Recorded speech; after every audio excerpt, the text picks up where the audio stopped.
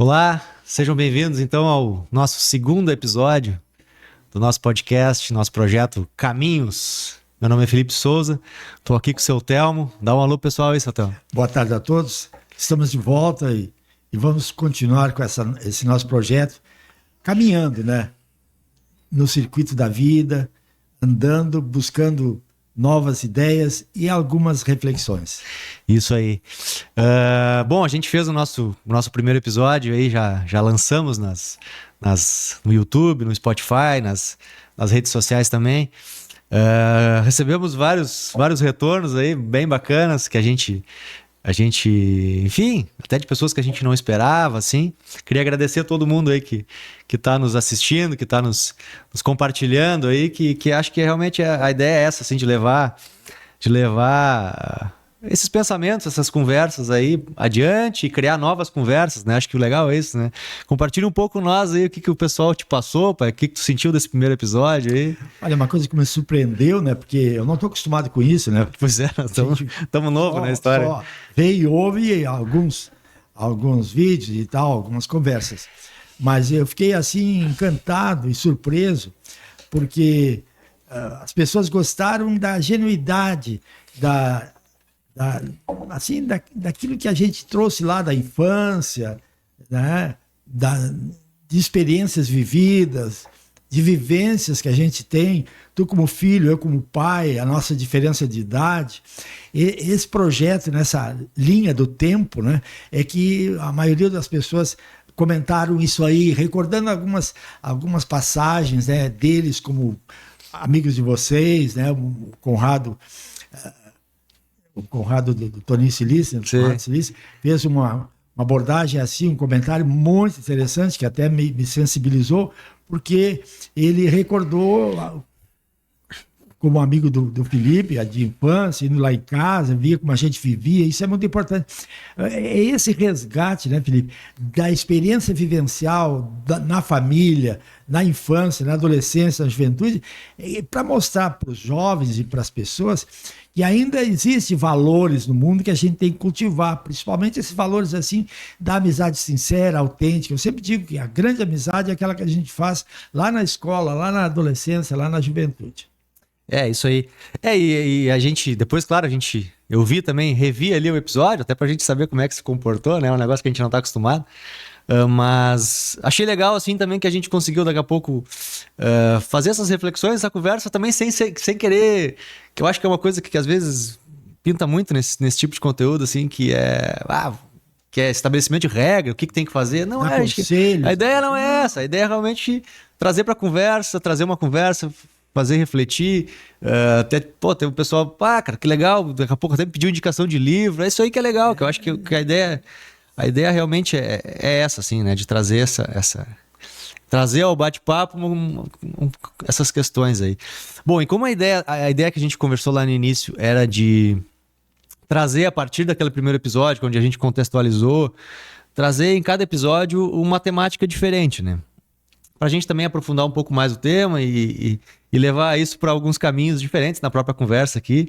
Eu faço aqui o roteiro, não passo pro seu Telmo, né? Até para que a coisa venha natural, assim.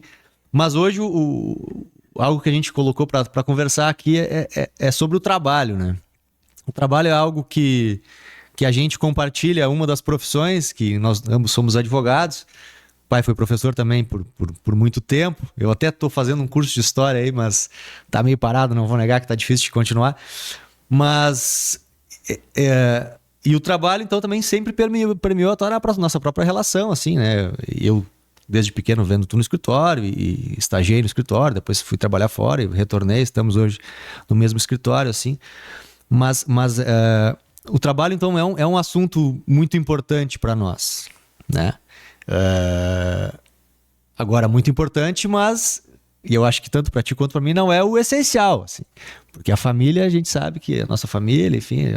E saber lidar com isso, depois até vou chegar nesse ponto ali de como lidar com isso, assim. Mas o primeiro ponto que eu acho legal, que eu queria pontuar, assim, era realmente esse e ver de ti essa visão até naquela questão do primeiro episódio, da linha do tempo e tal. É que tanto a profissão de professor quanto a de advogado e tu teve um longo período de professor, hoje tu não atua mais diretamente nisso, e advogado tu segue conosco fortemente aí. São profissões que tiveram uma mudança muito grande, né? E a de professor, talvez mais... claro que a pedagogia também mudou, mas mais o perfil do aluno, né? Porque, pô, tu pegou 4 gerações, né? Tu até não pegou muito essa informática, mas tu pegou 4 gerações. E tu também, dentro da advocacia, tu pegou um processo que tu conversava com o juiz na rua sobre o processo, de boa, e hoje em dia é muito mais difícil tu ter esse acesso. Assim como tu pegou um processo físico de papel e hoje ele é todo digitalizado, onde tu teve que te adaptar, assim. Traz um pouco para nós desse processo de adaptação, assim, nessas profissões tão valiosas, né? Assim, Felipe, eu acho que a tua proposta é muito inteligente. Porque é justamente isso, que quando for falar de trabalho, tu tem que ver o trabalho como, junto com a família e junto com religiões, talvez sejam os 3 pilares da humanidade, né? Porque o homem teve a primeira incumbência de cultivar, de criar, de domesticar os animais, enfim. Produzir, para que ele começasse a ter o desenvolvimento da terra. O trabalho, nós sempre dizemos assim, o trabalho dignifica o homem. Sim, sim. O homem, a mulher. O jovem tem que pensar que é a partir do trabalho que ele vai realizar seus sonhos. O trabalho é a fonte geradora de tudo que se pode imaginar a nível de vocações, de sonhos, de projetos. E para isso a gente se planeja para que tenha bons resultados, né? Bom, a minha evolução profissional, o trabalho que eu desenvolvi ao longo desses anos, tu falasse bem, nós fomos professor por 30 anos no magistério estadual e também no magistério particular. E eu fui professor por vocação. E isso é outra coisa que a gente tem que pensar, né? O trabalho, ele tem que te realizar como pessoa e através do teu trabalho tu tem que realizar ações, projetos para desenvolver a sociedade. Aí está as grandes funções propriamente do trabalho. Ele é aquele propulsor de progresso, mas ele também tem que te dar realização pessoal, profissional, que seja um prazer de trabalhar. Sim. Tem que ter gosto por aquilo que faz, porque senão não vai ter realização do teu trabalho nem para ti, nem para a própria sociedade, né? Sim. E eu trabalhei nesse período com jovens, praticamente sempre no magistério com jovens, adolescentes e jovens, depois trabalhei com adultos. Mudou muito o mundo, mudaram muito as pessoas, né? A maneira de se comportar diante da tecnologia, da informática, da internet. Antes de haver essa proibição do uso do celular, eu até dizia para vocês e para as pessoas que me cercam que eu não teria mais condições de entrar numa sala de aula para trabalhar com jovens, porque eu sou muito metódico naquilo que eu trabalho. Quer dizer, quando eu trabalhava no noturno, eu trabalhei 15 anos no Gregório de Mendonça, no primeiro dia de aula eu já estabeleci os meus procedimentos. Como é que vai funcionar? Como é que vai funcionar? Para eles me apresentava, assim, o que eu era, que matéria eu ia dar, como é que eu trabalhava. Eu tinha um caderno de 60 folhas e vocês vão receber folhas já com uma matéria para estudar, que nós fazíamos naquela época no mimeógrafo. Sim. E depois eu já dou embaixo da folha as questões referentes àquele tema, eu corrijo com vocês, faço esquema no quadro, vocês devem ter tudo isso no caderno. No final do bimestre eu recolho o caderno, dou a avaliação. Eu tinha esse trabalho. É aquela coisa, o combinado não sai caro, tu já coloca como é que ia funcionar. Justamente. E aí... Eu colocava e dizia, olha, é assim meu procedimento, a nível didático. Agora, Sim. tem outra coisa. Quando eu tiver aula, depois do recreio, eu subo tal, porque eu lecionava as salas eram em cima. Eu subo, tá, não saio correndo, vou lá tal.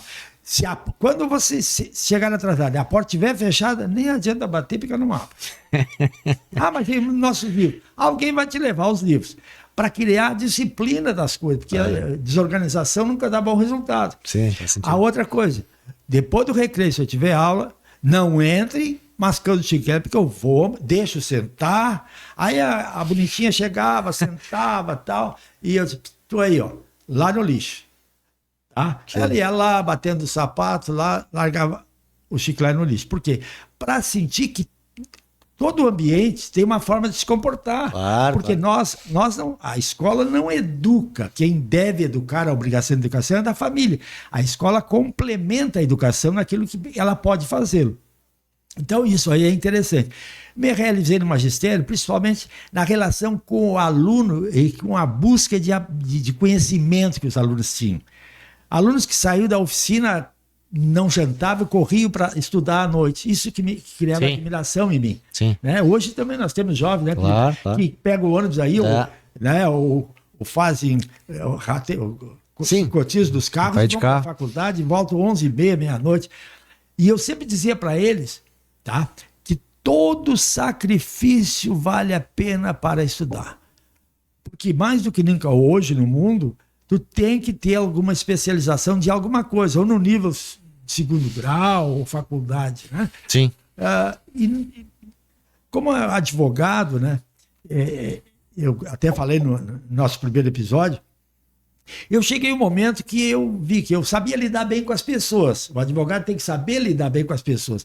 A primeira coisa que a gente faz, tem que saber acolher bem as pessoas. As pessoas precisam se sentir humanizadas na relação, acariciadas na relação pela forma de tu recebê-las, conversar com elas, saber da sua preocupação, no que eu posso lhe servir, se colocar à disposição das pessoas, né? E hoje, a própria medicina hoje mudou muito nesse sentido. Está humanizada a relação com o paciente.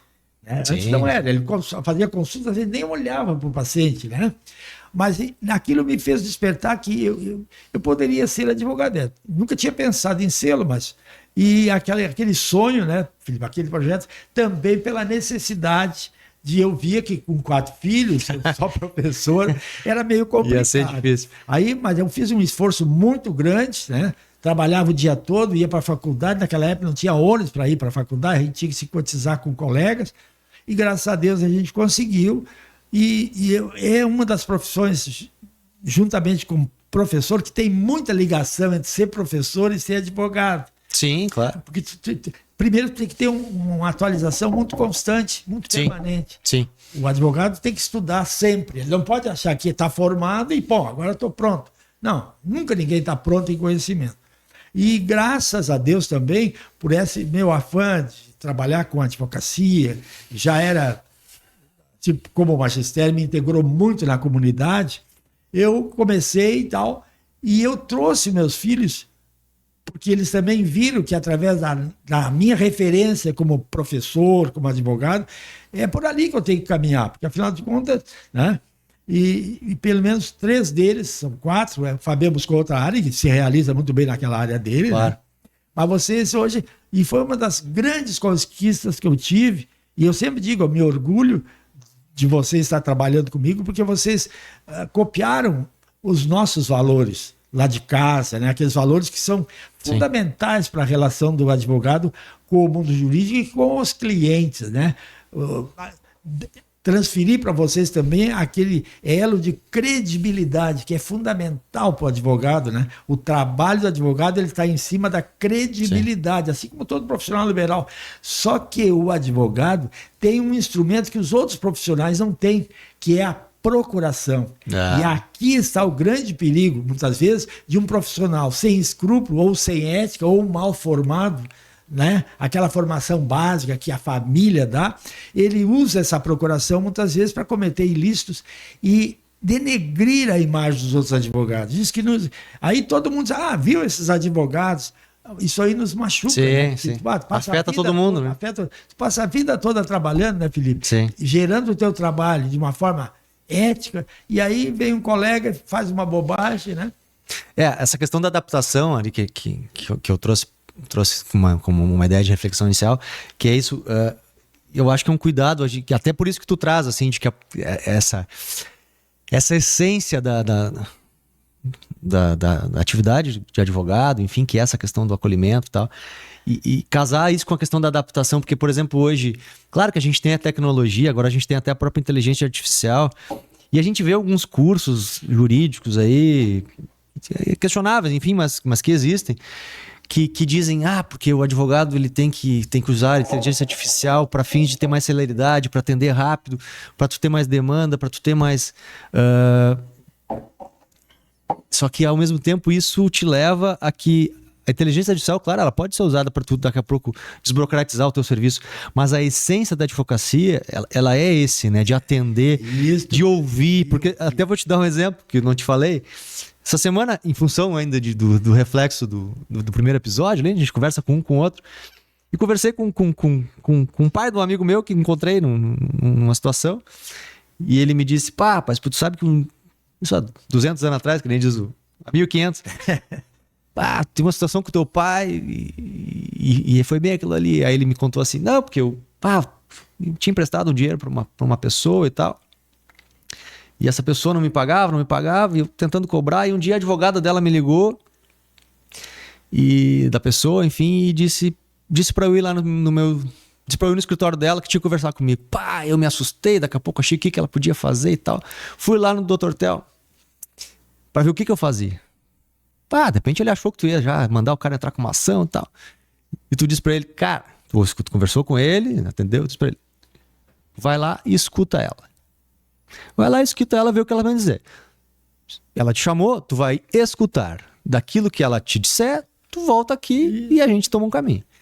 Pois aí, dito e feito, o cara teve lá e a advogada disse que atendeu muito bem ele e tal, e disse, não, chamei aqui porque ela quer acertar e tal, nós vamos fazer um acordo e tal. Se resolveu. Então é isso, daqui a pouco, se tu já mecaniza esse atendimento, se tu já... E claro que a inteligência artificial existe, a gente não pode brigar com ela, essa adaptação é necessária, assim como o processo eletrônico e tal, mas essa essência do advogado, desse trabalho que é tão valioso, enfim, ainda é esse, né? De ouvir, de atender, de orientar. E claro que o depois é o depois, mas isso é o ponto, né? É interessante isso aí, Felipe, porque se nós pensar bem, o trabalho está fundamentado nas relações humanas. Exato, exatamente. Tu tem que ter esse cuidado de que aquela pessoa que vem até ti, como profissional, tá? Ele vem, primeiro, para te ouvir, para receber uma orientação. Se tu trata a pessoa bem, em primeiro lugar, acolhe. É quando eu digo, quando ingressa lá no nosso escritório uma estagiária nova, eu tenho duas colocações. Duas recomendações. Conselho. Né, que a gente diz. Claro. Tu já aprendeu, né? Sim. Eles assim, primeiro, de quem é que tu é filho? Que família tu vem? Para mim, é muito importante essa referência. Eu me lembro quando o Dr. Jones, que é nosso colega lá há 15 anos ou mais, tu é que nos apresentou ele, lá no escritório, né? Porque o Murilo tinha saído temporariamente. Sim.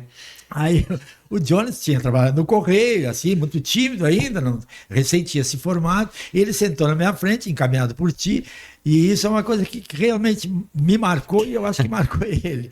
E eu... A gente falou disso hoje. Aí ele chegou, sentou e tal. A primeira pergunta que eu fiz para ele, de que família tu é? Aí ele disse assim... eu sou Biller. Se é Biller é bom, se é Bayer é bom. Porque aquela propaganda se é Bayer é bom, se é Biller é bom. E eu conhecia a família Biller, a técnica e tal.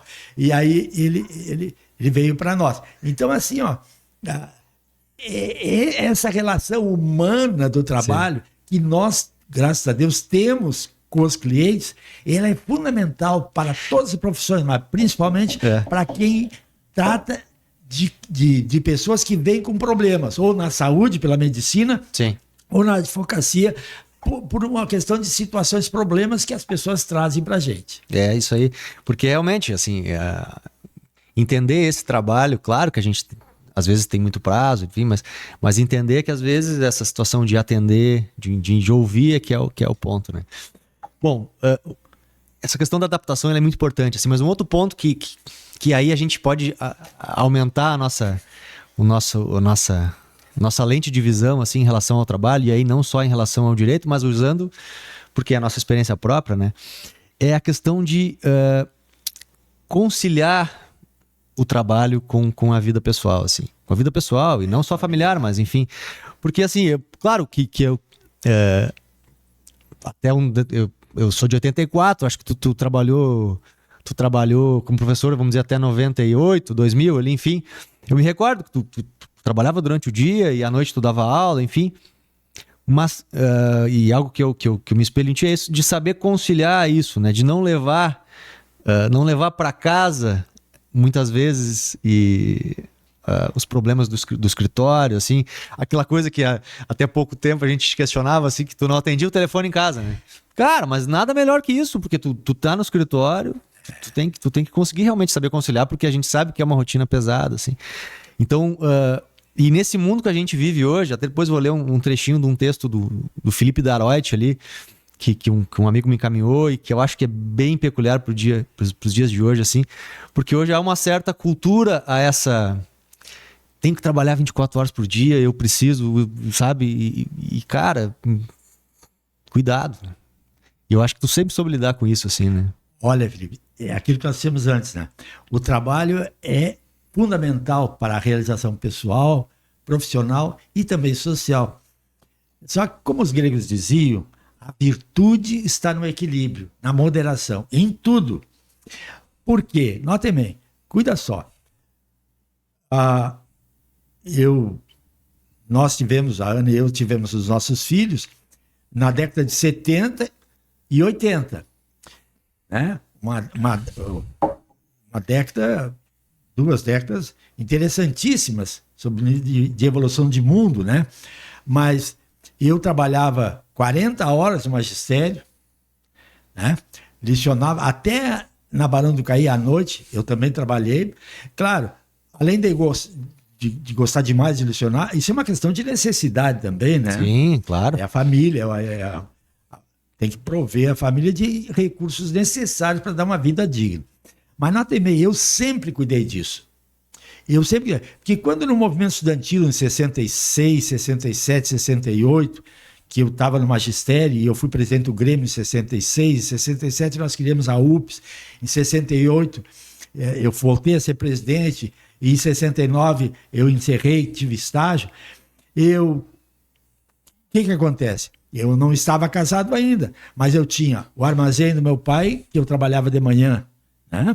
Eu tinha a minha atividade estudantil, mas eu tinha minha família, né? E eu tinha outras atividades, a igreja e tal. Então eu aprendi a fazer o seguinte: nunca assumir aquilo que eu não possa dar conta. A questão de responsabilidade, isso é uma coisa que sempre me preservou. Assim, ó, eu não sou de renunciar quando me fazem um convite, mas se eu tenho capacidade e se eu tenho tempo. Saber dizer não é uma virtude. Não, é uma virtude, porque exatamente. Não adianta dizer, não, eu vou lá fazer. Não, aí outro faz mal ou não faz. Então, não. Então, eles diziam assim, se está com o fulano, pode deixar que acontece. Isso é uma credibilidade que a gente tem que construir, isso não acontece por acaso. Então, tu te lembra bem que eu licionava e eu comecei a trabalhar no magistério e também no direito, abrindo o escritório e correndo. Ia lá no estadual, dava aula, às vezes 2 horas, aí voltava às 11 horas para terminar o outro período, porque o horário era diferenciado. Mas uma coisa eu cuidava sempre. Eu tinha a minha mãe, eu tinha o meu pai, depois ficou a minha mãe, e eu, às vezes, isso eu nunca me esqueço, eu sabia que tinha que partilhar esse meu tempo com os meus filhos, que estavam pequenos ainda, e alguns já adolescentes, e com a própria esposa, né, que também, né? E tem a vida um pouco social, a gente participava de rota, de igreja, e tinha a vida profissional. E eu nunca me esqueço que quando eu saía do magistério, licionava até às 5 horas, às vezes até às 6 horas no Santa Terezinha, eu dava aula do magistério, eu estava descendo em direção à minha casa, né, que é ali perto do hospital, mas a Casa Souza ainda existia ali, a mãe morava ali, e eu descia de... Não, ela ficou o dia todo me esperando. Né? Eu ia ali, era 10 minutos, 15 minutos. Isso é uma coisa interessante, porque não é o tempo de presença que tu dá às pessoas que tu ama, mas é a presença que tu dá a elas. A qualidade da presença. O tempo não é... O importante é tu chegar ali, Por quê? Porque as pessoas vão reconhecer uma mãe com 90 anos, ela vai reconhecer, tipo, ele me valoriza ainda, ele me reconhece ainda, né? Então, a mesma coisa, os filhos. Pô, o pai passa por a gente, ele não sabe nem que escola eu estou. Quer dizer, não chega junto, não é presente, não viu eu crescer. Então, eu sempre digo para meus filhos e digo para meus amigos, aproveite o tempo de crescimento dos filhos, porque isso passa muito rapidamente e a gente depois pode ter remorso de não ter distribuído o meu tempo também a eles. Tempo de escutar, de afagar, de fazer a leitura na cama, contar os causos, muitas vezes, que a gente conta, né? É que isso, claro, como a gente falou, isso me remete muito à poesia que eu li do Mário Quintana no último episódio. Mas é que eram outros tempos, claro. É que nos tempos de hoje, e eu não sei se isso te recorre, mas de certa forma, eu também consigo, de certa forma, também já hoje direcionar melhor o meu tempo. Tenho 2 filhos, gosto e preciso estar presente com eles, então até para as lições que recebi de ti, enfim.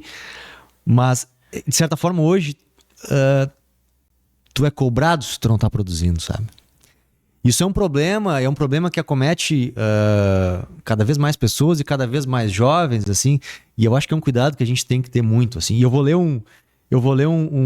recebi isso do Cássio, meu grande amigo Cássio, que é uma fala que o Felipe Daroit, acho que ele trabalhou na Gaúcha um tempo, ele tá fazendo um conteúdo nessa forma, assim, e ele faz um texto aqui, vou tomar a liberdade, pedir a licença de ler, porque eu acho que reflete muito e é algo que a gente tem que ter atenção, cara. Porque ninguém é de ferro, né? Então ele me diz assim: vivemos sob o império dos imperativos gritados em fonte neon nas redes sociais. Trabalhe enquanto os outros dormem. Acorde às 4 da manhã para vencer. Seja produtivo até no banho. O culto ao cansaço virou uma religião, com direito ao altar, erguido nas timelines e devotos de olhos fundos, cafeína intravenosa e alma em coma. Acordar antes do sol virou medalha de honra, como se a insônia fosse virtude e não um pedido de socorro do corpo em ruínas. Essa ideia de que a vida é uma maratona constante de superação é vendida por influenciadores com olheiras glamourosas e sorrisos de trincar o maxilar. A nova santidade é a exaustão. Trabalhar até desfalecer virou sinônimo de sucesso. Enquanto você dorme, alguém está trabalhando para tomar seu lugar, dizem. Mas talvez esse alguém esteja a um passo de um colapso nervoso e o lugar que ele vá tomar seja uma maca de hospital. Epícteto já dizia: não é o que acontece com você que importa, mas como você reage a isso. Mas parece que esquecemos disso. Reagimos à vida com pressa, como se houvesse algum pódio no fim de expediente. Como se houvesse troféu para quem tiver mais reuniões, mais mensagens respondidas, mais e-mails enviados às 3 da manhã. Somos um exército de cansados glamorizados. Dormimos menos, comemos mal, pensamos pouco e postamos muito. A vida virou uma performance e o cansaço um troféu. Mais um dia, o corpo cobra. O burnout não manda mensagem antes de chegar. Ele simplesmente entra, fecha a porta e apaga a luz. E quando a escuridão vier, não haverá like que salve. Cara, isso assim, ó... eu acho isso muito complicado, sabe? Porque e tu saber lidar com isso, tu saber em algum momento não te culpar por isso, por tu não estar trabalhando. Cara, mas o cara tá lá às 6 horas da manhã, 6 horas da noite lá, 7, 8, 9, 10, e eu tô aqui em casa com meus filhos. Cara, mas a vida é isso, cara. Felipe, é interessante ter lido isso aí. Aqui está caracterizada a desumanização do trabalho humano. Exato. Nós estamos criando uma desumanidade com o trabalho, porque tu despersonaliza o instrumento de realização pessoal, né? De realização profissional, mas tem que ter dentro da virtude do equilíbrio, da moderação. É que nós temos que saber nos partilhar, né? Sim. Não adianta tu atender o cliente com pressa, ele sente a tua pressa. Claro. Ele não vai sentir sentimento naquele atendimento, ele não volta mais lá. Isso em qualquer área, né? Qualquer área, eu estou dizendo, qualquer área. Sim. Se tu chega num balcão, a atendente te atende mal, te pergunta mal, te pergunta errado, tu não volta mais naquela loja. Mas é interessante, isso que está valendo, eu poderia perguntar para essas pessoas que estão fazendo o trabalho uma forma de escravidão, claro, né? Que tu te submete, né? Claro, tu te deixa envolver e te aprisiona. Mas é que é um tanto difícil, e eu entendo, nós não estamos aqui para julgar, né? Não. Mas eu entendo porque é uma situação que a sociedade, de certa forma, te cobra. Né? Claro que a gente trabalha num escritório pequeno, por exemplo. Vamos falar no direito, a gente trabalha num escritório pequeno, que, claro, a gente consegue nos estabelecer, mas, cara, tu pensa daqui a pouco num escritório grande, ou nos caras tem metros, ou num banco. Realmente é complicado, mas abrir o olho para isso é importante, né? Não, e agora eu vou te dar um exemplo disso aí. Aí eu perguntaria para essas pessoas que se massificam no trabalho, vale a pena? Sim.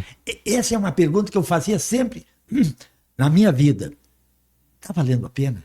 Essa pergunta te faz refletir e te faz fazer uma avaliação. Falta muito avaliação na nossa caminhada. O caminho, parar e pensar, né? Parar e pensar. É aquela... O Michel Costa dizia, né? Num livro que é dele também, Poemas para Rezar, o cavaleiro, de vez em quando, ele faz a caminhada dele, a jornada dele, e de vez em quando ele tem que baixar a rédea para que o animal, para que o cavalo tome água.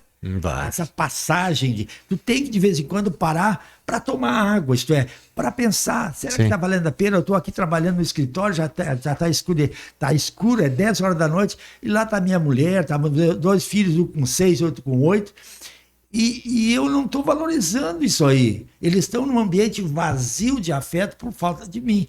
Aí eu digo, vale a pena? Hoje eu vi uma foto na Zero Hora, e aí é que eu levo para o exemplo. Exemplo negativo, mas que a gente tem que aproveitar, às vezes, os exemplos negativos. Né? Aquele advogado da Dallagnol, tá? Sair da casa dele preso, né? Porque quis ganhar dinheiro fora do equilíbrio da relação profissional que ele tinha com o cliente. Quer dizer, o sujeito sair dali deprimido, fracassado, dá uma imagem terrível. E ele é um advogado, cara. Um cara que tirou um curso superior, que tinha que dar exemplo, que lida com pessoas, que ludibriou boa fé, sentimentos. Muitas pessoas ficaram doentes. Ele é instrumento de maldade, né? Isso é terrível, né? Então, o que adianta esse sujeito? Quando tu tá achando que tá trabalhando demais, pare. Será que tá valendo a pena? Eu vou reduzir meu horário para dar mais tempo para isso aqui e para aquilo ali.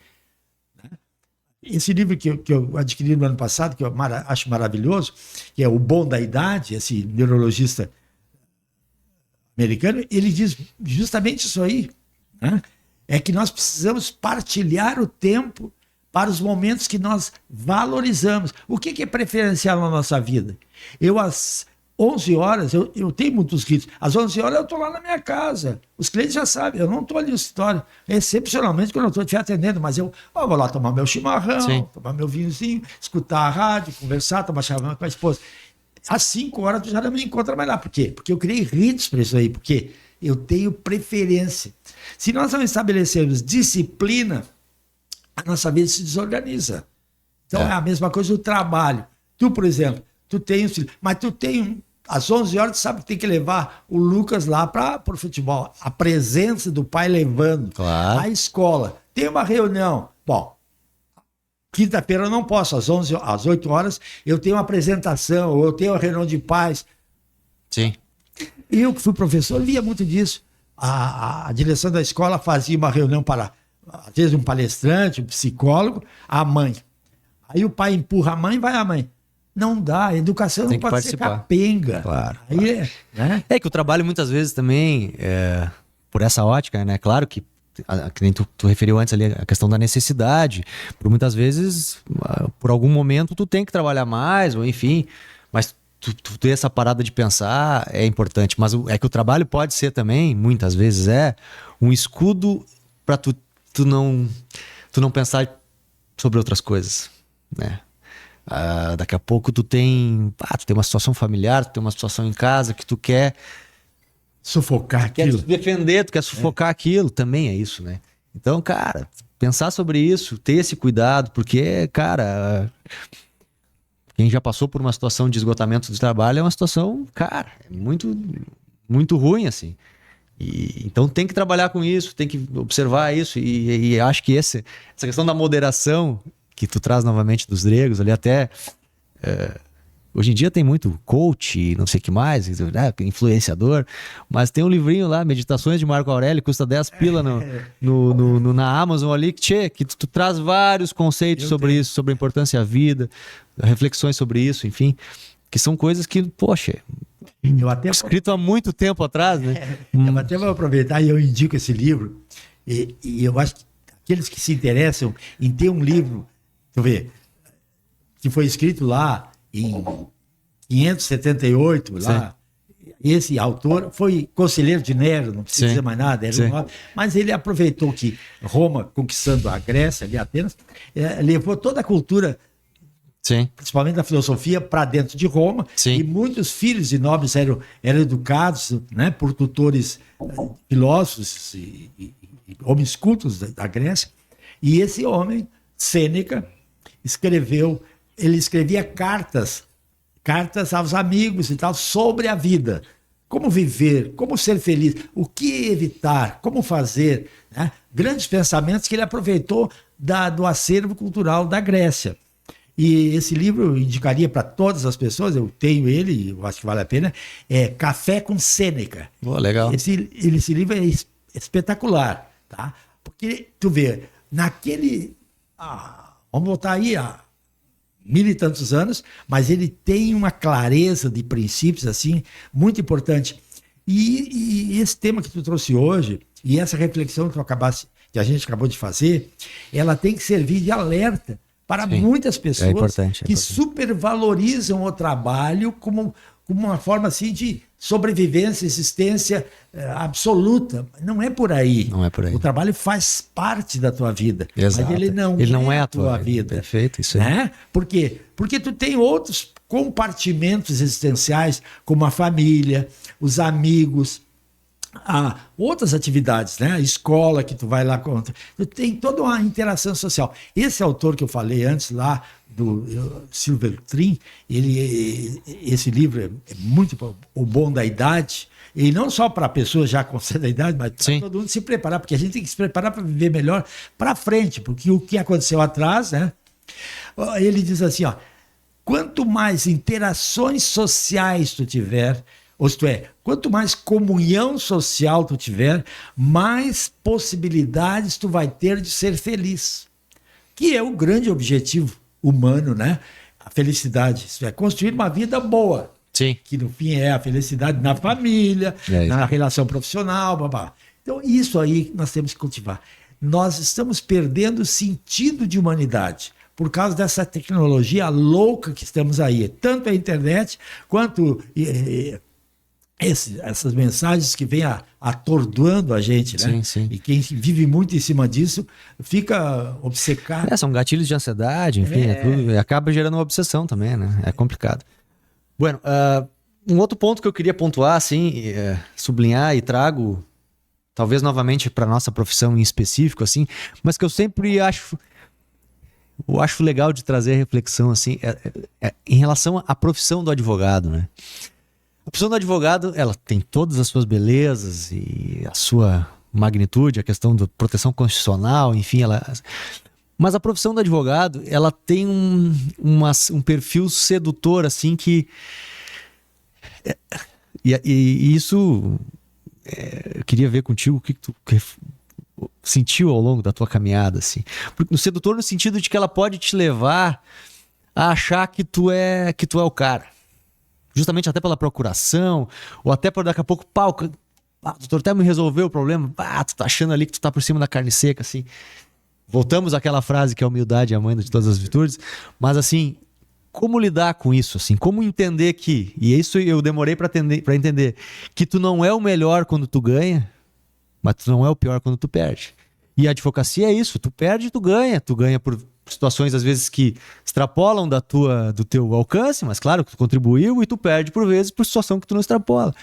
Mas tu não de não cair nessa sedução de tu achar que tu é o melhor porque tu ganhou um determinado caso ou uma determinada causa, e achar que daqui a pouco o cara me deve obrigação e tal.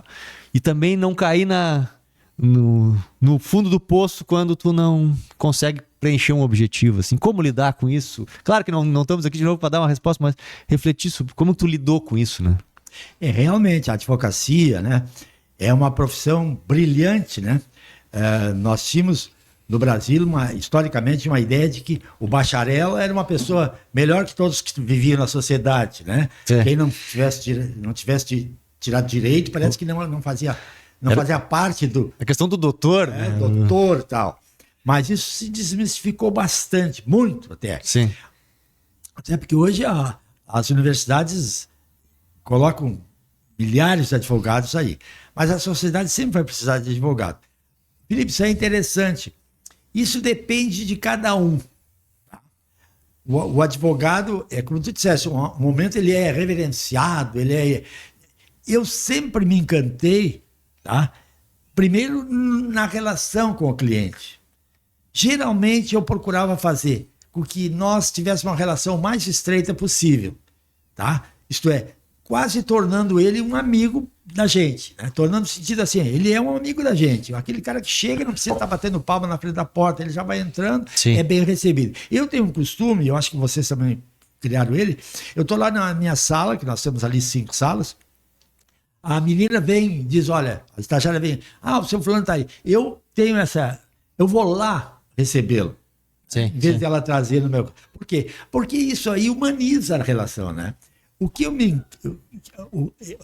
Qual é o sentimento que eu tenho quando a gente está bem, ganhou uma causa, terminou uma ação, mesmo que ela não seja litigiosa, e receber um agradecimento, ou às vezes até um elogio por alguma ação que a gente fez. Isso apenas me encantava no sentido assim, quem é que não gosta de ser elogiado? Sim. Mas eu não sei, viu? Eu sou... Não, isso aí não. A arrogância, ela geralmente atrapalha todas as relações sociais, tanto na família, como com os amigos, quanto profissionalmente. Eu me sentia bem, tá? Mas nunca me afetou achar, tá vendo? Eu sou o melhor nessa área aqui. Não, isso nunca. Porque eu detesto o arrogante. Arrogante é aquele que está cheio dele mesmo e ele não precisa aprender. Sim. E aí só aprende quem é humilde. Porque quem é humilde pergunta. Quem é humilde sente que não tem toda a capacidade e ele vai estudar mais ou vai perguntar para quem sabe mais do que ele. Então, nesse sentido, assim, essa é uma questão que a gente tem que ter muito cuidado, Felipe. A advocacia, ela tanto te enobrece, te engrandece, te favorece a elogios e que tu tem que cuidar para não subir para a cabeça. Né? Então, e também quando tu perde uma ação, que é de vários fatores que levam a isso, não é só... A vida não é só da capacidade do advogado, é a questão da prova e tal. Sim. Tu tem que saber assimilar isso aí com uma situação de vida profissional. É que a gente... É que a procuração, para quem é advogado, mas para quem é responsável, nossa característica, assim, até familiar, essa questão da responsabilidade, é que a gente sente a dor. A gente sente, enfim, mas acho que o grande ponto é a dificuldade, de certa forma, e aí... simbologicamente também entra aquela ideia de não levar para casa. Saber dividir isso. Tem uma série na Apple TV agora que eu até não vi, o Maurício que me indicou, eu vi o primeiro episódio ali, que trata um pouco disso, assim, que é uma utopia, enfim, de que por uma tecnologia específica lá que na série inventaram, a pessoa entra no trabalho, ela esquece da vida pessoal dela, que é Ruptura o nome da série. E quando ela vai para a vida pessoal, ela esquece do trabalho. Claro que não é possível isso, mas tu saber dissociar isso, e é uma dificuldade tremenda, assim, sabe? De ao mesmo tempo tu não te sentir o pior de todos porque tu perdeu, mas tu sentir a dor do cliente, tu te compadecer daquilo ali, normal, ter empatia, mas tu... Então, essa sedução que eu quis dizer nesse sentido também, de tu não achar que tu é o melhor do mundo porque tu ganhou, porque tu tá ganhando umas ações, enfim, ou tu tá... E é um cuidado, eu acho, bem complicado, né? E essa percepção é importante, assim. O último ponto que eu queria trazer, e aí até daqui a pouco, de novo, nós não estamos aqui para falar em regras e conselhos e tal, mas, pô, a gente tem uma experiência interessante tua, como professor, como advogado, e como comunidade, né? E trazer daqui a pouco, nesse mundo que a gente fala tanto, que os caras são coaches, são mentorias, e às vezes as pessoas não têm uma trajetória e já querem ensinar e tal.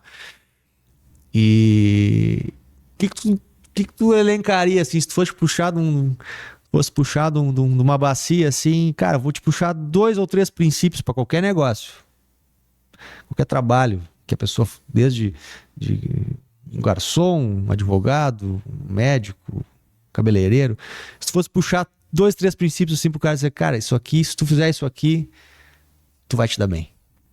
O que tu puxaria, assim, de característica, de princípio? Essa é uma pergunta bastante complexa, mas muito interessante, né? Para um homem que já viveu os seus 80 anos, ele passou por várias experiências e ele buscou fazer experiências que deram uma certa estrutura de valores para ele, né? Que sou eu. Vamos supor que tem ali naquele cesto 3 princípios ou 3 situações importantes para que a gente busque construir felicidade.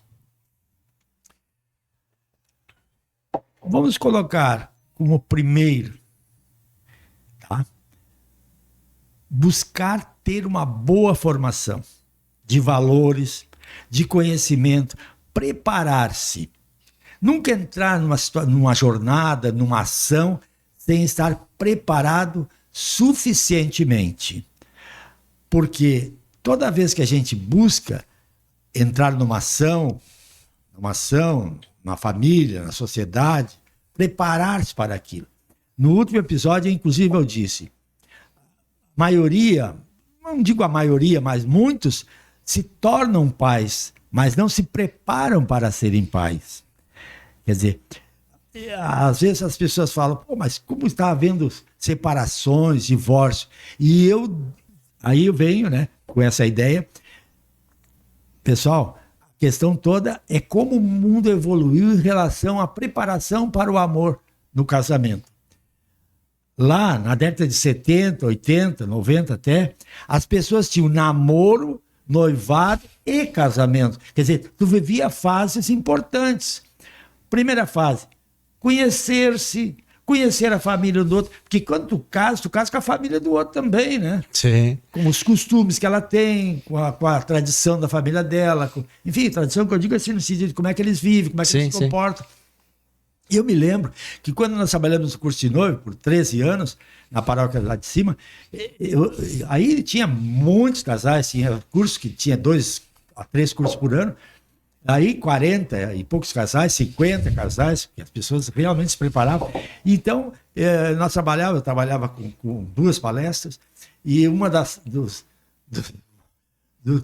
minhas propostas para ele, das minhas ideias para ele é o seguinte: tava aqueles noivinhos, tudo ali e tal, tudo, né, querendo casar, com amor à flor da pele, e eu dizia assim, uma coisa eu vou dizer para vocês, para o noivo, quando tu for visitar lá, porque a gente ia visitar a família, veja como ela trata a mãe e o pai, como é que eles se relacionam, os irmãos, como é que se tratam, qual é o tipo de conversa que eles têm, eles se xingam, eles são respeitosos, são carinhosos com o outro e tal. E a mesma coisa, tu, quando for visitar a família dele, faça a mesma coisa, porque tu vai ser tratada dessa maneira. Porque a gente, basicamente, a gente é como foi criado. Sim. Então, esse é o primeiro. Preparação. Tem que te preparar para isso aí. Nesse período aí, tu tem que procurar ler um pouco mais, aquilo que vai te preparar, que nem o profissional, né? Claro. Quando tu quer fazer uma boa ação, tu te recorre de bons livros, de bons mestres. É uma das coisas que eu penso. Outro, construir a tua personalidade. A nossa pessoa, a nossa personalidade é uma construção de valores. Se tu faz um bom alicerce, tu vai ser muito difícil essa casa desmoronar, porque a tua casa está sendo construída sobre uma rocha de valores. Existe uma passagem, até no Evangelho, que diz, construir a tua casa sobre a rocha. Pode vir vendaval, pode vir grandes enchentes, mas se ela está bem construída, os valores mantêm as pessoas com possibilidades enormes de serem mais felizes. Então, procurar preparar-se e construir a personalidade da gente com valores que traz lá da família, que traz da escola também, que traz do relacionamento social, saber discernir o que é melhor para mim, para que eu possa ser feliz. Essa ideia de buscar a felicidade, de buscar uma vida boa, como os gregos diziam, ela tem que nos manter vivo nesse sentido. Outra coisa que é muito importante nessa busca aí, como é que estão as nossas interações sociais, a minha integração com a sociedade. Eu sou uma pessoa que busca participar das associações, das entidades, eu pertenço a grupos onde eu tenho boas relações, eu mantenho vivas amizades. Amigo é aquele que busca cultivar a amizade que tem. Porque, no fundo, a amizade é a prima irmã do amor.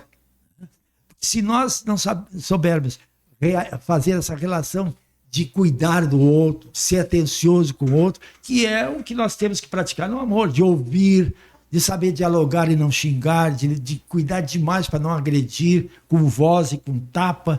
Então, o que nós sentimos hoje? O mundo, nesse sentido, está se despersonalizando, está perdendo a humanidade. Então, preparar-se, construir a tua personalidade com valores. Isso é importante. Outra coisa que eu acho muito importante mesmo é a espiritualidade. O mundo está muito carente de espiritualidade. Essa relação com o superior, o absoluto, pela oração, pelo estudo, essa ideia de Deus. Né? Aqui eu não estou falando da religião em si mesma, mas nós vivemos muito na horizontalidade, apenas na humanidade, na materialidade, em buscar progresso,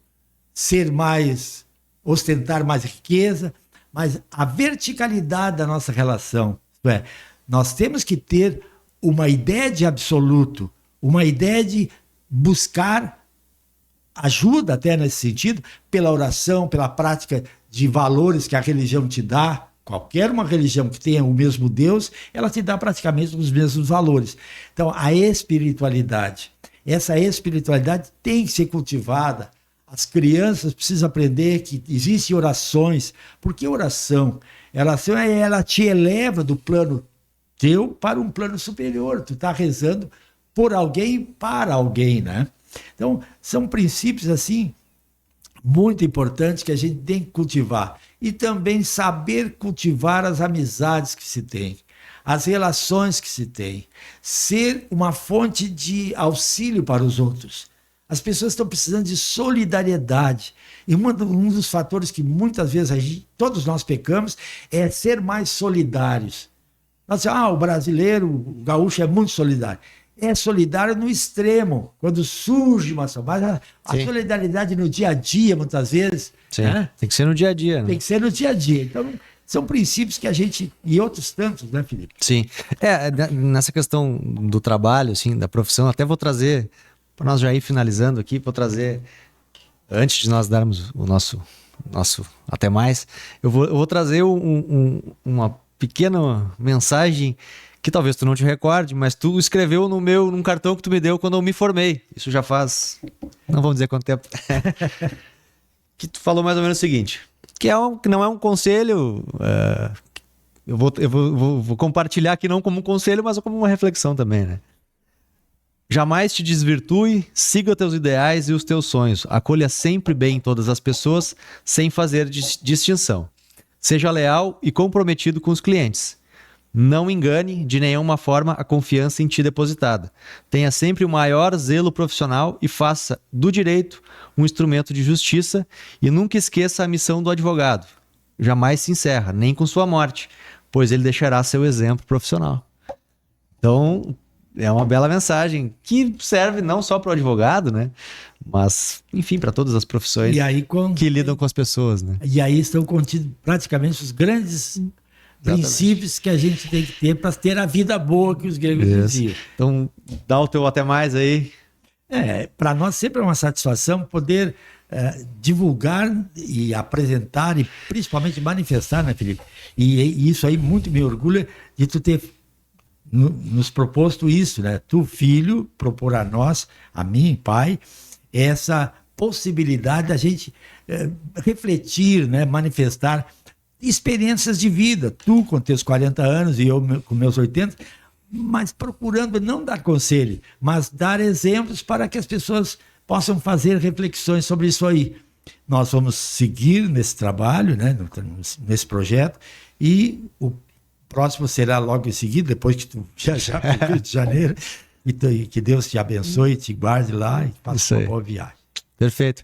Então vamos agradecer a todo mundo que nos acompanhou até aqui.